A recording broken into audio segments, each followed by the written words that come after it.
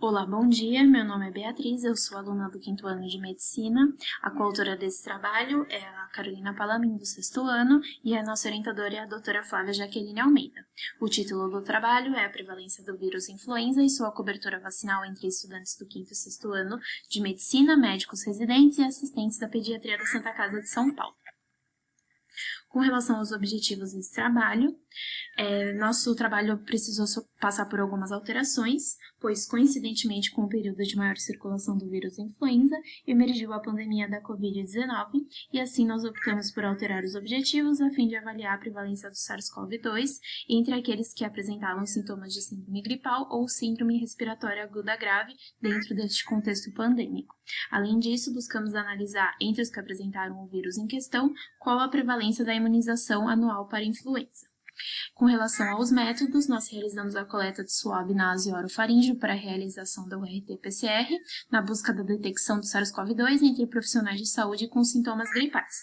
O período de coleta ocorreu de março a julho de 2020 e os critérios de elegibilidade eram idade maior ou igual a 18 anos, ser profissional de saúde da Irmandade ou aluno de medicina da Faculdade de Ciências Médicas da Santa Casa de São Paulo. Os sintomas deveriam ser de síndrome gripal, do 2º ao 7º dia após o início dos sintomas, com pelo menos 2 dos seguintes: febre, calafrio, dor de garganta, cefaleia, tosse, coriza, distúrbios do olfato ou gustativo.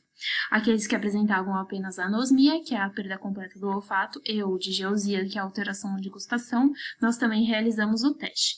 O RT-PCR foi realizado no Instituto de Ciências Biomédicas da USP. Além disso, no momento da coleta, nós passamos um questionário online anônimo, com busca de dados demográficos, comorbidades, sintomas e situação vacinal. Após 15 dias de evolução da doença, nós passamos um outro questionário para analisar a necessidade de hospitalização e medicamentos utilizados.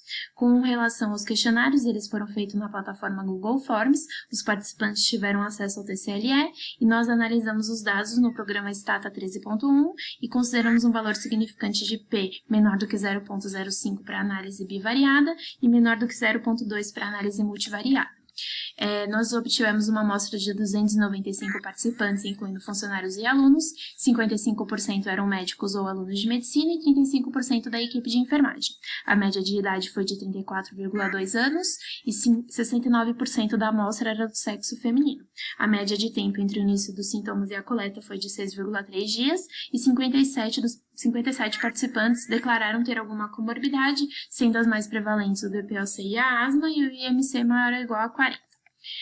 42,4% da nossa amostra teve um resultado positivo de RT-PCR. Nós tivemos uma maior proporção de homens entre os positivos, 40%, tendo um valor significante de P 0,002.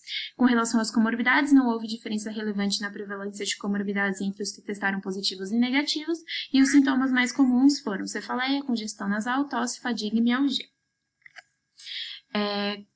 A taxa de positividade de acordo com a semana, na 6ª semana nós tivemos um pico de positividade, atingindo um platô até a 10ª semana.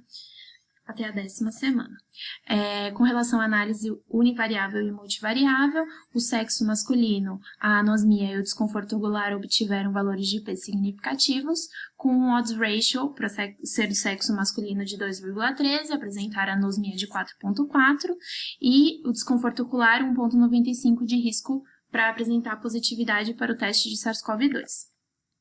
A taxa de hospitalização foi de 7,9%, sendo que 7 foram do sexo masculino, uma idade média de 41,8 anos, e nós tivemos 2 mortes, sendo ambas homens, com IMC maior ou igual a 40. Com relação à cobertura vacinal dos participantes, 34% receberam vacina para influenza nos últimos 6 anos, 22% em apenas 1 ano e 1,7% do total em nenhum ano. O local que mais receberam vacina foram o SESMIT da faculdade ou da Irmandade.